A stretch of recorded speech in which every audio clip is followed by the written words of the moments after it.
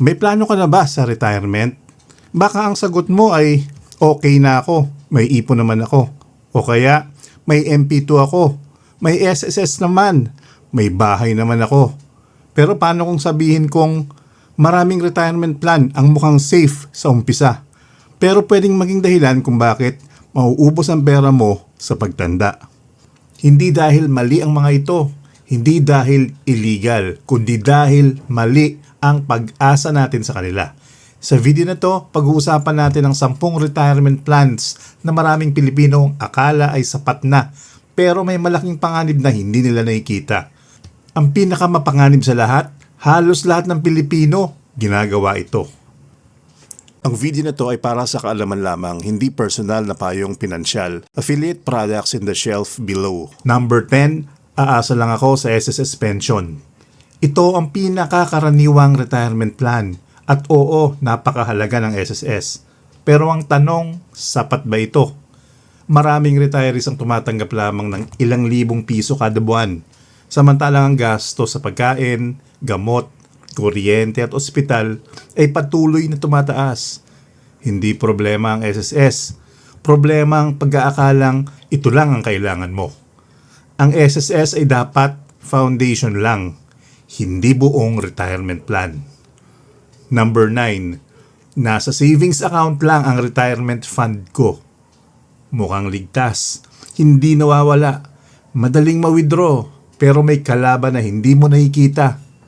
Inflation. Kung ang inflation ay mas mataas kaysa sa interest ng savings mo, unti-unting nababawasan ang tunay na halaga ng pera mo. Halimbawa, kung pareho pa rin ang laman ng account mo pagkatapos ng 10 taon, hindi ibig sabihin pareho pa rin ang kaya nitong bilhin. Tahimik lang ang pagkawala, pero totoong nangyayari. Number 8, bahay ang retirement ko. Narinig mo na siguro to. Hindi ako nag-iipon, may bahay naman ako. Oo, magandang asset ang bahay. Pero tanongin natin, nagbibigay ba ito ng buwan ng income? Kapag kailangan mo ng gamot, ibebenta mo ba ang bahay? Kapag kailangan mo ng pambayad sa ospital, lilipat ka ba agad? Ang bahay ay mahalagang asset, pero hindi ito otomatikong retirement income. Magkaiba ang asset at cash flow. Number 7, lahat ng retirement money ko nasa MP2. Bago ka mag-react, hindi ito anti-MP2. Sa katunayan, isa ito sa pinakamagandang investment para sa maraming Pilipino. Pero, delikado kapag ito lang ang retirement plan mo. Bakit? Dahil pagkatapos ng maturity, kailangan mo ulit magdesisyon. Magro-roll over ba? Iwi-withdraw? Saan ilalagay? At habang tumatanda ka, maaaring kailanganin mo rin ng regular na monthly income. Kaya ang MP2 ay napakagandang bahagi ng retirement. Pero hindi dapat ito lang ang bumubuo sa buong plano. Number 6, aasa ako sa mga anak ko. Ito ang retirement plan ng maraming Pilipino. Pinag-aral ko sila. Sila naman ang bahala sa akin. Pero isipin mo, may sarili rin silang pamilya. May sariling gastusin. May sariling retirement. Kapag ginawa nating retirement fund ang ating mga anak, nagiging obligasyon ang dapat sana ipagmamahal. Mas magandang bonus ang tulong nila. Hindi ito dapat maging pangunahing plano. Number 5, kapag malapit na mag-retire, saka ako mag-iipon. Ito ang pinakamahal na desisyon. Dahil ang nawawala rito, hindi lang panahon, kundi compound growth. Kung magsisimula ka, 5 taon bago retirement, kailangan mong mag-ipon ng napakalaki bawat buwan. Samantalang kung nagsimula ka ng mas maaga, mas maliit ang kailangan ipunin. Mas maraming panahon ang nagtatrabaho para sa iyo. Sa investing, time is often more powerful than amount. Number 4, may insurance naman ako.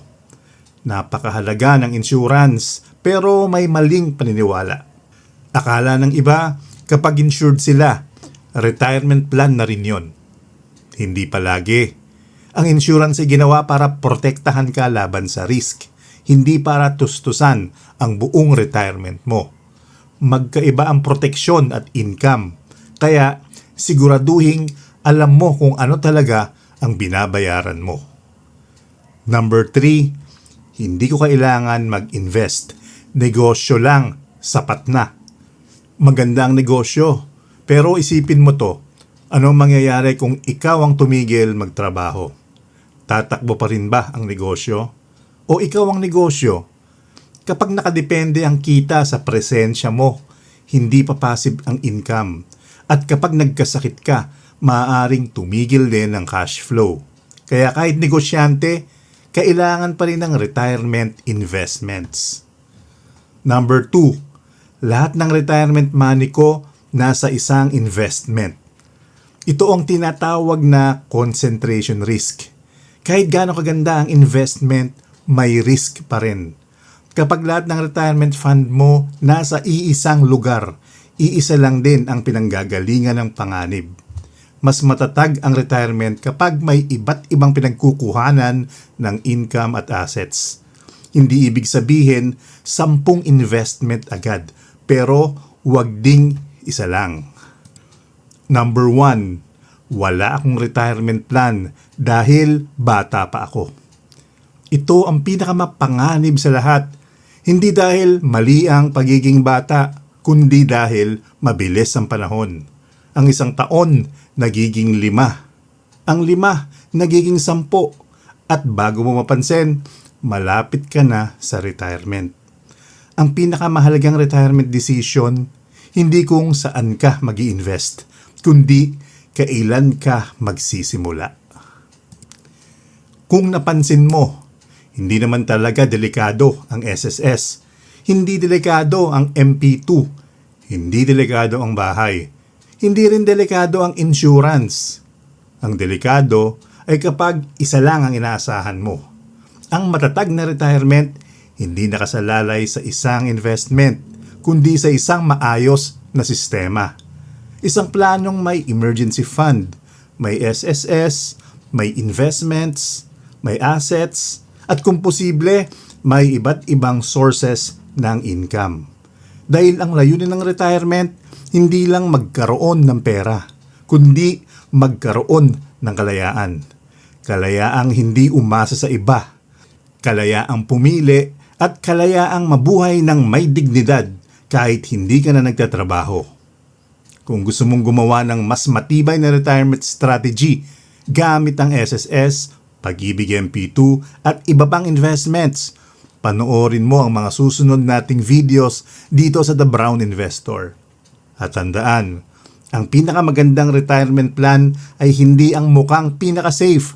Ang pinakamaganda ay ang planong kayang tumagal hanggang sa huling araw ng retirement mo.